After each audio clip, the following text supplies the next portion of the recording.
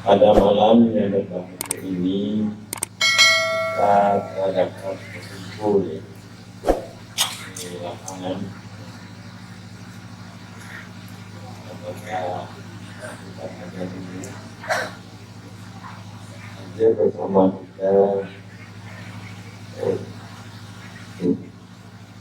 Bapak-bapak kita, Bapak Gubernur Sempit, Pak Haji, Sekda Sempit, dan juga Bapak dari Gubernur ya.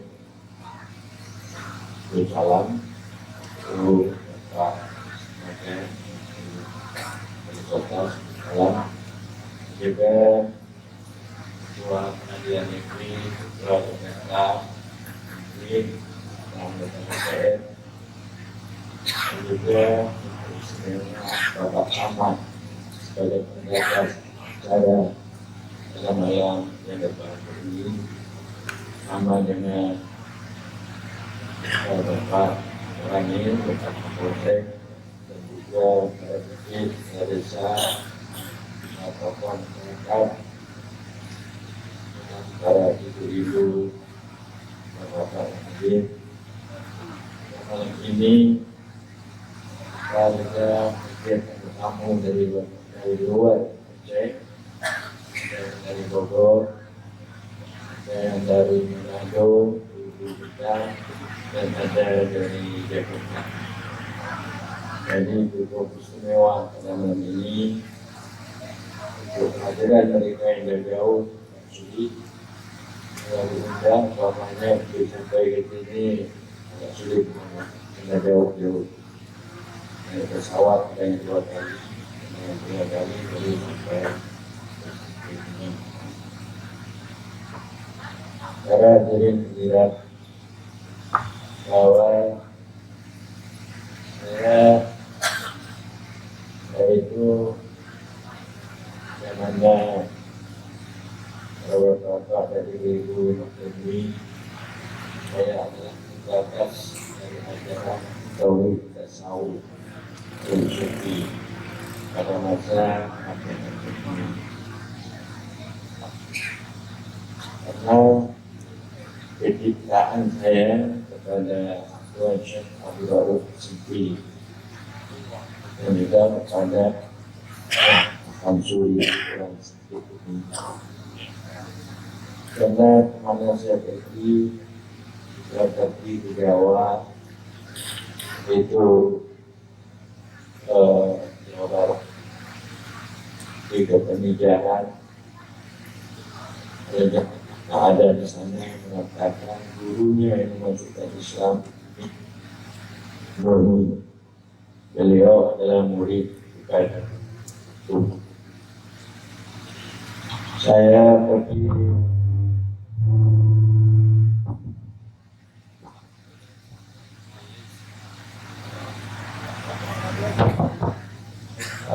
saya sampai ke Terengganu.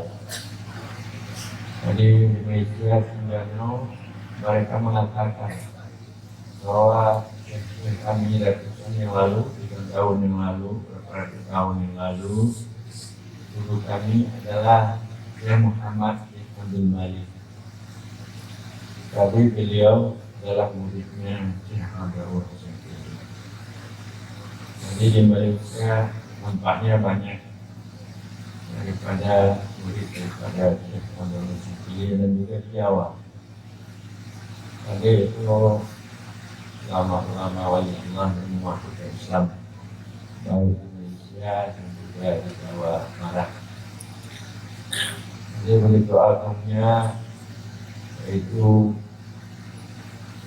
seorang sufi itu mempunyai putra atau ulama putra yang untuk berjasa. Karena ini lihat, makanya saya membagi tauhid ini. Tauhid itu beriman kepada Allah, beriman kepada Rasul, beriman kepada Allah dan sifat-sifatnya Allah, yang wajib, yang mustahil.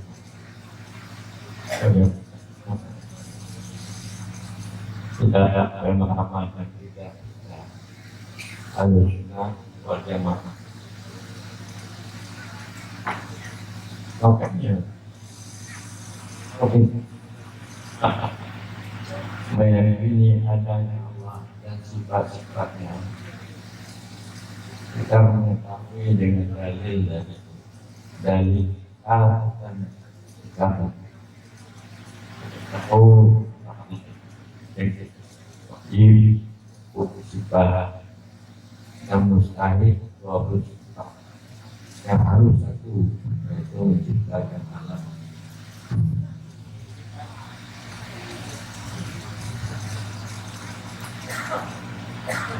Maka tauhid yang demikian itu dikatakan tauhid awal.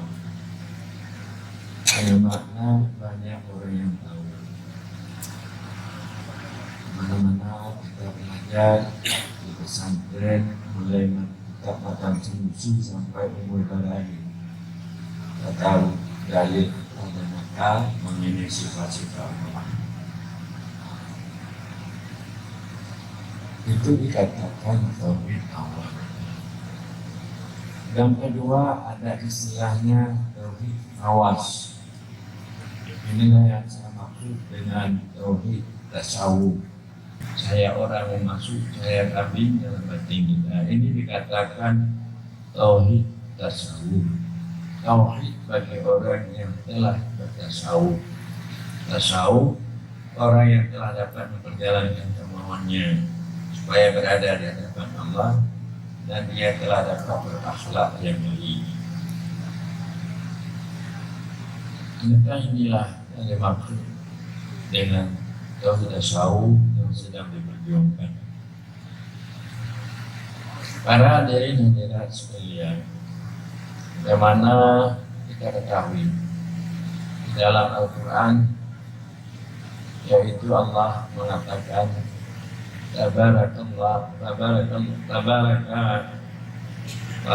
tabarakalladzi biyadihil mulku wa huwa ala kulli syai'in qadir liyabluwakum ayyukum ahsanu amalan wa huwal azizul ghafur. Allah itu yang menjadikan kita mati, Allah yang menghidupkan kita, Allah. Dan juga untuk apa Allah menjadikan? Dianya Allah orang yang maha perkasa bagi orang yang sangat pengampun. Makanya kita daripada berpisah dengan Allah, supaya kita dan senantiasa dapat berkumpul dengan Allah. Kita dapat berkumpul dengan Allah setelah hilang wujud diri kita ini, ananiyah kita, maka kita dapat berkumpul dengan Allah. Ini dikatakan juga ajaran wahdatul wujud atau dikatakan juga ajaran hakikat. Filosofi ini merupakan ajaran wahdatul wujud, ajaran hakikat, ajaran kesucian, di mana ajaran ini tidak siapa lagi yang berani untuk mengangkatnya. Karena ajaran ini itu tidak lagi dipelajari, diminati atau kurang peduli ulama-ulama kita dalam ajaran ini. Jadi makanya ajaran yang membawa ajaran kesucian ini banyak tantangan-tantangan, banyak yaitu berbenturan. Pertama adalah dengan ulama-ulama syariat, ulama-ulama yang sekedar dia tahu akidah dan hukum syariat dan sekedar dapat memperbaiki nafsu. Ini dikatakan ulama syariat. Ulama yang dapat menyatukan hati kepada Allah, supaya dapat reda Allah, supaya dapat mencintai Allah dan bermakrifat kepada Allah. Ini dikatakan ulama hakikat. Jadi ulama hakikat dengan ulama syariat ini berbenturan. Adapun kalau dapat kita di samping memahami syariat dan juga kita paham kepada hakikat, syariat untuk memperbaiki zahir kita, hakikat untuk memperbaiki batin kita. Syariat supaya dapat kita cahaya Muhammad Rasulullah SAW, yaitu nurnya. Hakikat supaya kita mendapat cahaya Allah, yaitu nurnya di dalam batin kita. Maka syariat dan hakikat ini tidak bisa dipisahkan antara satu dengan yang lain. Para hadirin hadirat sekalian, inilah ajaran yang dibawa oleh Syekh Abdul Syibili, yang dibawa oleh Hamzah Mansuri. Kalau kita dapat bertauhid tasawuf, kita dapat berakhlak baik, kita dapat gaul yang baik. Kalau kita bertauhid sufi, kita dapat bermakrifat, artinya meningkatkan keimanan kita, agar kita dapat bermakrifat dengan tauhid hakiki. Dan makrifat dengan tauhid hakiki, dengan pengertian yang hanya ada Allah Tuhan yang Maha Esa. Yang lainnya hilang di dalam pandangan kita. Kenapa? Karena yang lainnya itu adalah pantulan daripada wujudnya. Abdul Syibili membagi yang wujud ini dua bagian. Satu dikatakan wujud istiqlal, wujud yang berdiri sendirinya, wujud mahad, wujud yang qiyamu binafsi, wujud yang berdiri sendirinya, tidak dikarenakan adanya oleh yang menyertakannya, dia ada sendirinya. Itu dikatakan wujud Allah. Dan kedua adalah wujud istifadah. Wujud istifadah ini wujud limpahan daripada wujud Allah. Dia itu tidak berdiri sendiri wujudnya, dia berhajat kepada wujud lainnya, yaitu wujud alam semesta ini, wujud kita. Jadi wujud kita ini limpahan daripada wujud Allah. Tidak berdiri sendirinya wujud kita, berdiri wujud kita ini kepada wujud Allah. Umpamanya perbuatan gerak diam kita. Gerak diam kita ini adalah berdiri dengan ikhtiar Allah, dengan perbuatan Allah. Kalau tidak ada perbuatan Allah, maka tidak ada perbuatan kita. Kalau tidak diikhtiarkan oleh Allah, kita bergerak, kita tidak akan bergerak. Jadi gerak diam ini berdiri dengan perbuatan Allah. Dan begitu juga kemauan kita. Kita tidak bisa berkemauan kalau tidak ada dikehendaki oleh Allah. Wa ma tasya'una illa masyaallah. Tidak ada bertindak kamu melainkan apa yang dikehendaki oleh Allah. Jadi wujud yang ada pada alam, wujud yang ada pada diri kita ini bersumber kepada wujud Allah. Perbuatan kita bersumber daripada perbuatan Allah. Sifat kita juga, dia ini dilimpahan, wujud kita ini limpahan daripada wujud Allah. Itu pendapat daripada Syekh Abdul Syibili. Makanya tidak ada keakuan, kesombongan di dalam menjalani kehidupan. Jadi dengan demikian kita dapat, yaitu gaul yang baik, dapat melihat hak-hak orang, kelebihan orang, dapat melupakan hak-hak kita dan kelebihan kita. Dapat kita mengingat bahwa ada hak orang pada kita, tidak ada hak kita pada orang. Tahukah Anda bahwa apapun ibadah yang dilakukan muaranya akhlak. Sembahyang muaranya akhlak. Inna sholata tanha 'anil fahsya'i wal munkar. Sembahyang dapat mencegah kita daripada berbuat keji dan kemungkaran. Jadi akhlak ini adalah satu kekuatan yang tidak bisa dikalahkan oleh siapapun juga. Akhlak. Makanya pendekatan Islam bisa masuk ke Nusantara ini dengan pendekatan tasawuf, dengan pendekatan akhlak yang bagus, maka Islam ini cepat berkembang. Bagaimana firman Allah dalam Al-Quran, laqad kana lakum fi Rasulillah uswatun hasanah.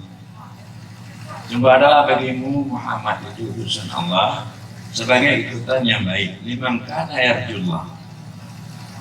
Menjadi Muhammad itu ikutan yang baik bagi orang yang mengharap untuk bertemu dengan Allah. Orang yang banyak-banyak menyebut Allah, orang yang ingin bertemu dengan Allah, orang yang ingin hidup baik di akhirat, makanya Muhammad ini menjadi ikutan yang baik. Jadi kita katakan Muhammad jadi ikutan yang baik. Kita malas berzikir, itu tidak benar. Menjadikan Muhammad ikutan yang baik. Kemudian hilang yang lainnya, yang hanya Allah, itu makrifat namanya.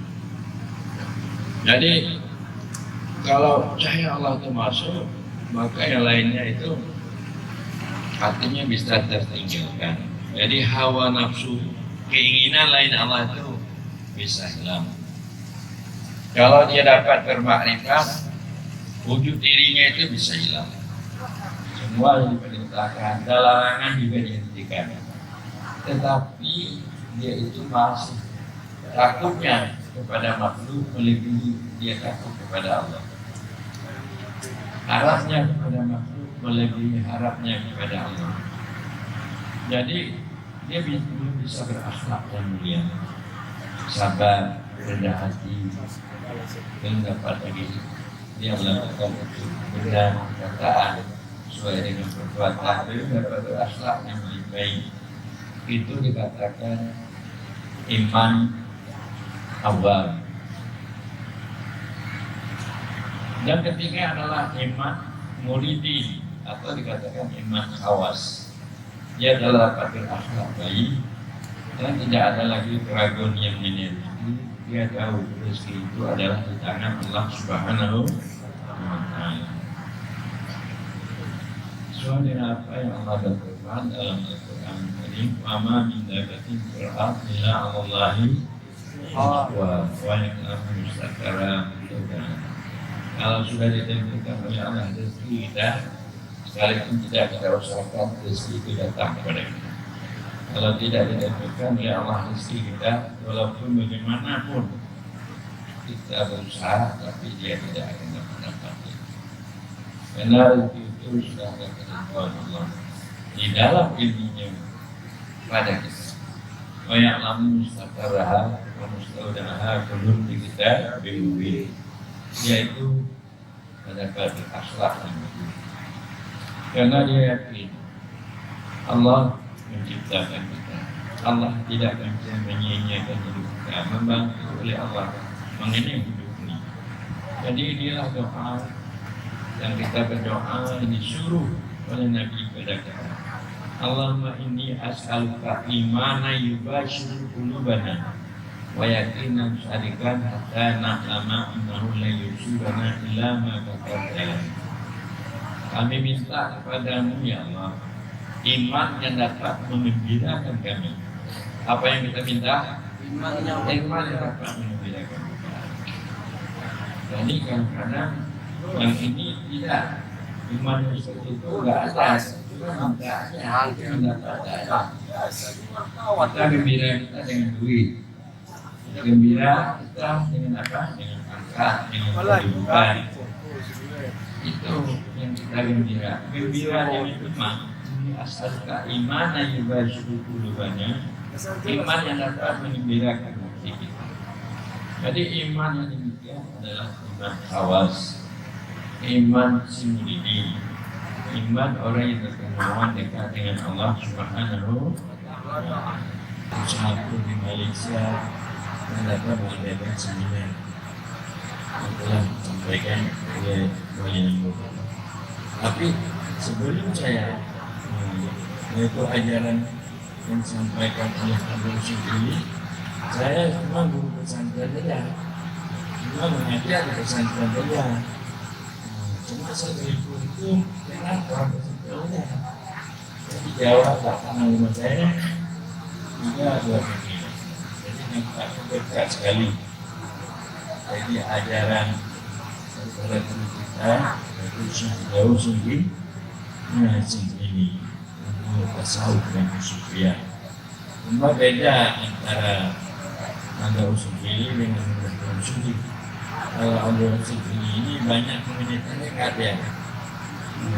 Tarekat artinya beramal untuk mengamalkan juga mengamalkan syariat yang baik. Cuma ujungnya tidak dirayakan hakikat itu akan disampaikan secara kuat atau spontan. Tetapi kalau Usukili menyampaikan secara spontan hakikatnya. Ini kurang sedikit tarikatnya. Jadi jangan terlalu menjadi pertentangan dalam syariat. Jadi itu maksudnya Anda Usukili ada sedikit munculnya ataupun kurang dipertajakan yang beda. Tapi Anda Usukili mengucapkan saja hakikat. Jadi dari itu saya adalah sebagai pembela daripada ajaran Anda Usukili dan juga ajaran Wahdatul Wujud yang disampaikan oleh Anda Usukili. Jadi dari itu makanya saya muncul kepada Bapak Emosi supaya kita singkir ini menamakan saja apa namanya kan negerinya Anda Usukili, negerinya tapi ajarannya bagaimana pelaksanaannya, bagaimana cahayanya supaya dapat diterima orang, jadi kurang. Apa dia itu kurang itu mendahirkan keluar. Tapi kalau aku sudah, kalau saya sudah sedikit banyak belum, sedikit sudah ada banyak.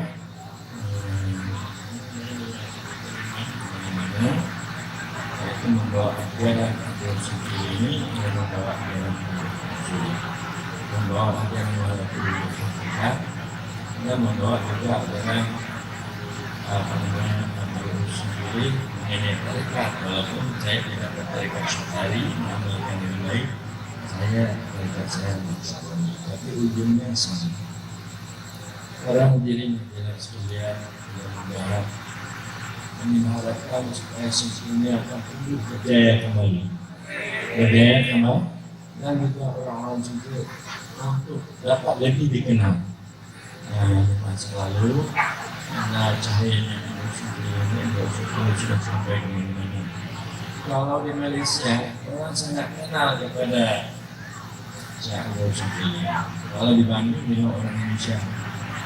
Kalau Malaysia kenal siapa ayahnya, bagaimana keturunannya, di mana lahirnya, mana belajar, siapa gurunya, siapa anak Usukili, dia tahu tuh. Siapa anaknya, guru-gurunya lain tahu. Karena di Malaysia itu untuk mengambil S1, yaitu harus tahu menakib atau Usukili. Untuk mengambil S2 atau S3 harus tahu menakib atau Usukili. Jadi itu bisa seperti ini. Tapi kalau di Aceh, mereka tidak kenal lagi, tidak peduli. Cuma akarnya ada di Aceh, dan juga ada di Ogor. Makanya hanya peduli. Tapi siapa dia, apa ajarannya, di Aceh. Ataupun kalau tahu, itu dimusuhi. Itu dimusuhi, itu tidak dianggap benar. Itu salah paham ajaran yang salah, yang sesat. Jadi lucu. Jadi Malaysia, nama Anda Usukili, kalau kita sebut itu, mereka sangat berbeda. Jadi saya Terengganu, apa namanya Terengganu, oleh cucu-cucu daripada Amir Malik. Bagaimana? Saya ada juga dari ini dia, bagaimana? Kalau dia susah, kita pengen saya bukan beli, Usukili kita usahakan. Kalau begitu kita bersahabat. Jadi saya dianggap Usukili, mereka ada yang mau. Jadi begitulah. Di mana kampungnya, negerinya ada di sini. Di Singkil, mana disampaikan oleh Muhammad di Banyumas apa? Saya Singkil bagi masjid, Singkil bercahaya lagi, lagi oleh Nusantara Islam. Nanti nampak bisa dibuat lebih besar, sebagai apa namanya negeri ini. Usukili momen besar. Jadi